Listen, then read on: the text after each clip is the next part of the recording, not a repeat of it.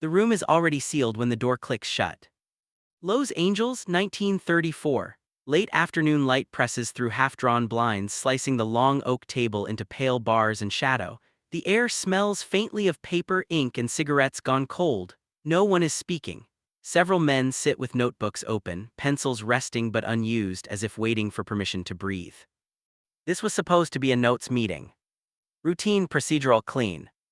At the head of the table, Joseph Breen adjusts a folder that has no studio logo on it, no letterhead, no script coverage clipped inside, just a thin sheaf of papers folded once carefully as if they've already been read and don't need to be handled again. He doesn't look at anyone when he sits. That's the first thing that feels wrong. Across from him, a Warner Story editor clears his throat, stops halfway, and closes his mouth again. Another man shifts in his chair, wood legs scraping the floor just enough to draw a glance from Breen's side of the table. The glance is brief, flat, not annoyed, not curious. Administrative. The room learns something in that glance.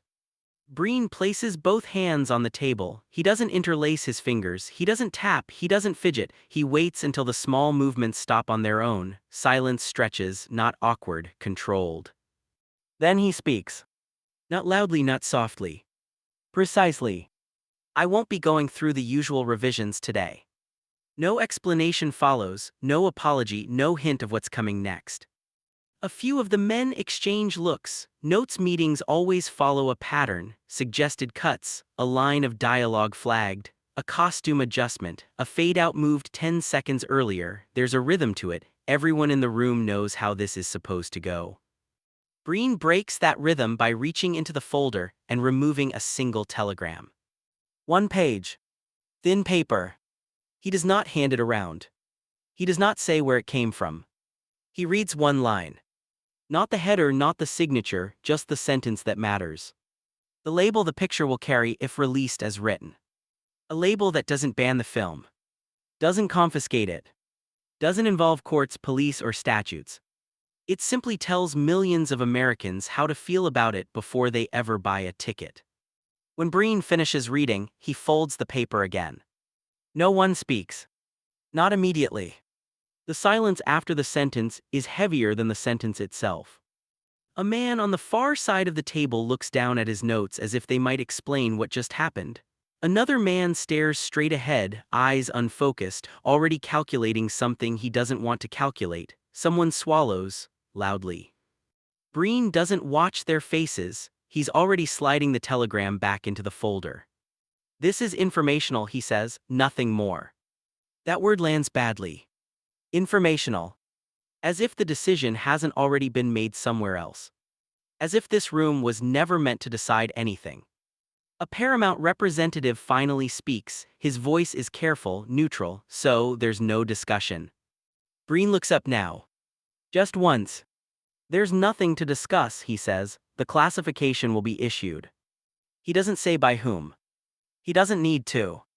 Everyone in the room understands the reach of the National Legion of Decency, not as a moral authority but as a distribution weapon. Parish bulletins, Sunday sermons, quiet lists printed and circulated, warnings delivered not to studios but to audiences. A film can survive bad reviews. It cannot survive being politely discouraged nationwide. No one argues. That's the second thing that feels wrong. In Hollywood, arguments are currency, deals are fought over, threats are made obliquely with smiles. This room has seen shouting before. This room has never seen submission arrive so quickly. Breen gathers his folder. The meeting technically is over. But no one stands. They wait as if leaving first might mean something, as if motion itself could be interpreted as guilt. Finally, Breen rises, buttons his jacket, nods once more habit than courtesy, and walks to the door. Before he opens it, he pauses. Not for effect. For precision. This office won't be issuing further notes on the script in its current form, he says. There wouldn't be much point. Then he leaves. The door closes. The click is louder than it should be.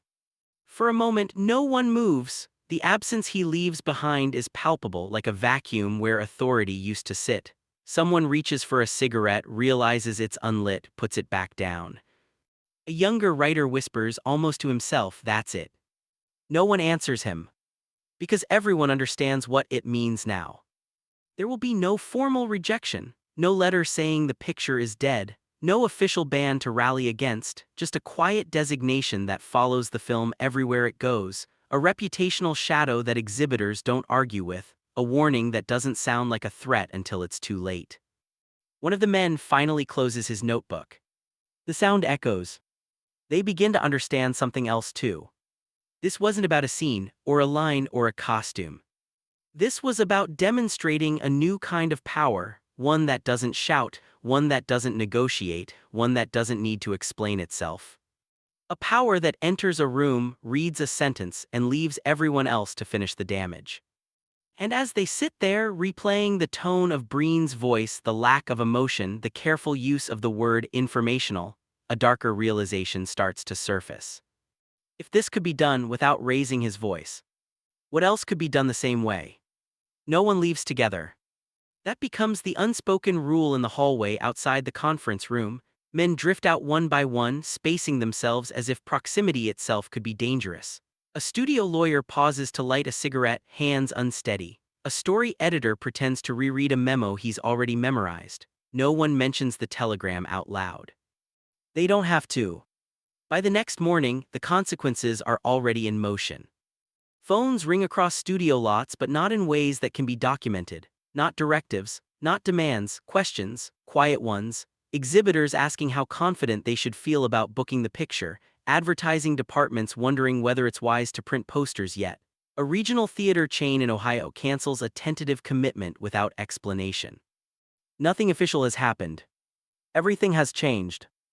Inside the production code administration, Breen's office is calm, files are stacked neatly, correspondence is answered with precision. There is no follow-up meeting scheduled, there doesn't need to be. The power of the moment wasn't the sentence itself. It was the refusal to elaborate. Hollywood is trained to fight visible enemies, lawsuits can be delayed, politicians can be lobbied, public outrage can be counterprogrammed. But this pressure has no face once it leaves the room. It doesn't issue ultimatums, it simply alters the environment until resistance feels impractical.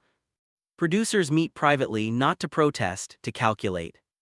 One suggests trimming a character arc. Another proposes reframing a relationship not because it's illegal but because it's now risky. The language shifts subtly. No one says the Legion, they say optics. They say distribution concerns. They say maybe this isn't the Hill. Scripts are revised without attribution. Scenes disappear without comment. And something else happens too. Word spreads. Not publicly, privately, over lunches at the Brown Derby, in whispers between agents in parking lots, in careful asides between directors who suddenly understand why a colleague's last project stalled without explanation. You don't need to be told what Breen did. You just need to know he can do it again. The fear is that your film will be condemned. The fear is that it will be quietly categorized, labeled in a way that sounds moral but functions economically. A studio head remarks, half-joking, that at least Breen was polite about it. The joke lands badly, no one laughs. Politeness is the point, politeness is how this works. Weeks pass. The picture in question is still officially alive. No cancellation notice, no angry headlines, just delays, meetings that keep getting rescheduled, a marketing budget that never quite gets approved, a lead actor who senses something is wrong but can't get a straight answer. By the time the script finally returns to the production code administration, it is thinner, safer, less itself. Breen reads it without comment. This time there is no telegram. There doesn't need to be. What happened in that first meeting has already taught its lesson. The industry didn't just receive a warning, it internalized a method. Control doesn't require confrontation if anticipation does the work for you. And that realization spreads faster than any memo. Writers begin pre-censoring their own instincts. Producers begin asking what won't draw attention instead of what will tell the truth, not because they've been ordered to, but because they've seen what silence can accomplish. The most unsettling part is that no one can point to the moment they gave in. There's no signature, no recorded vote. Just a room, a sentence, and a collective decision to adapt. By the end of the year, studios will talk about playing it safe as if it were a natural market correction, as if fear hadn't entered through a side door and rearranged the furniture. And somewhere in the back of every executive mind is the memory of that meeting. The way Breen didn't argue. The way he didn't threaten. The way he let them imagine the consequences themselves. Because once you've imagined them, you don't need to be told what to do. Years later, men who were in that room still struggle to describe what happened. Not because they forgot the details. Because nothing visible occurred. No shouting, no threats, no slammed doors, no paper trail dramatic enough to quote. When asked about it, they talk around the moment. They say things like the temperature changed or we understood the weather. They describe an atmosphere, not an action. That's how the power lasted. By the late 1930s, the lesson from that meeting had already outlived the specific film that triggered it. The script was rewritten. The picture was released in a softened form. It didn't fail loudly, it simply arrived quieter than it was meant to. Which was the point? What Breen demonstrated wasn't censorship as force, it was censorship as prediction. A system that didn't need to stop you outright because it could show you what would happen if you didn't stop yourself. Studios began consulting the likely reaction of moral bodies before consulting their own creative teams. Writers learned which ideas stalled careers without ever being officially rejected. Actors sensed when certain roles came with invisible consequences, even if the contracts looked fine. Fear became anticipatory. That was the real innovation. The Production Code Administration didn't need to attend every meeting anymore. It existed in absence. In pause, in second thoughts, the Legion of Decency didn't have to speak publicly. Its potential judgment was enough. The most effective control systems don't need to be activated often. They just need to be believable. In private correspondence years later, one studio executive admits something he never said at the time. He writes that the silence after Breen read that line frightened him more than any threat he'd ever received, because it forced everyone in the room to supply their own ending. And the endings they imagined were always worse than anything that could be written down. Careers don't collapse overnight after moments like that. They narrow, they reroute, they become cautious. A director stops pitching certain stories, a writer becomes known for reliability, an actor's image is quietly managed away from controversy. No one ever says this started with a telegram. But it did. Because it taught Hollywood how power would operate going forward, not as an argument to win but as a condition to adapt to, something that didn't ask permission and didn't need acknowledgement. By the 1940s, younger executives assumed this was how things had always worked. They inherited the behavior without knowing its origin. The mechanism had become normalized. Which is why the moment matters. Not because it was dramatic. Because it was instructional. It showed an industry that fear didn't have to look like fear. It could look like information, like courtesy, like a man calmly reading one line and trusting the room to do the rest. And that's the unsettling part. The system didn't rely on villains raising their voices. It relied on reasonable men choosing survival over resistance, on silence doing what orders could not. Even now, long after the names have faded and the offices have been renovated, the pattern still feels familiar. Decisions framed as neutral, outcomes presented as inevitable, power exercised without fingerprints. The story doesn't end with Breen leaving the room. It continues every time authority doesn't need to explain itself. Every time a sentence is enough. Every time silence finishes the job.